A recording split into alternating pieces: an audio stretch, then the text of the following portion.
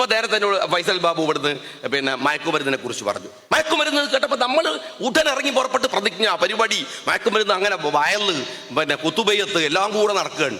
ഈ മയക്കുമരുന്ന് എന്താണ്? ഞാൻ ചോദിക്കട്ടെ, മദ്യം രാജ്യത്ത് സുലഭമാണ്. അതുകൊണ്ടാണ് നമ്മൾ മക്കളെ പഠിപ്പിക്കേണ്ടത്, കുട്ടികളെ മദ്യം കഴിക്കരുത്. ഒരു സിനിമയിൽ കള്ളു കുടിക്കേണ്ട സീൻ തന്നാൽ പറയും മദ്യം ആരോഗ്യത്തിന് ഹാനികരമാണ്. മദ്യം അനുവദനീയമായത് കൊണ്ടാണ് നമ്മൾ എന്ത് ചെയ്യണത്? വയല് പറഞ്ഞ് കുട്ടികളെ നന്നാക്കാൻ നോക്കുന്നത്. കഞ്ചാവ് വലിക്കരുത് എന്താ പറയേണ്ട കാര്യം? കഞ്ചാവ് കിട്ടാൻ പാടില്ലല്ലോ, MDMA കിട്ടാൻ പാടില്ലല്ലോ. മദ്യം അനുവദനിക്കപ്പെട്ട കാര്യമാണ് രാജ്യത്ത്. അതുകൊണ്ടാണ് രാജ്യത്തിനത് ഹലാലാണ്, നമുക്ക് ഹറാമാണെങ്കിലും. അങ്ങനെയാണല്ലോ. അപ്പൊ അത് നിങ്ങൾ കഴിക്കരുത് എന്ന് പറയുന്ന ഉപദേശം മനസ്സിലാക്കുക.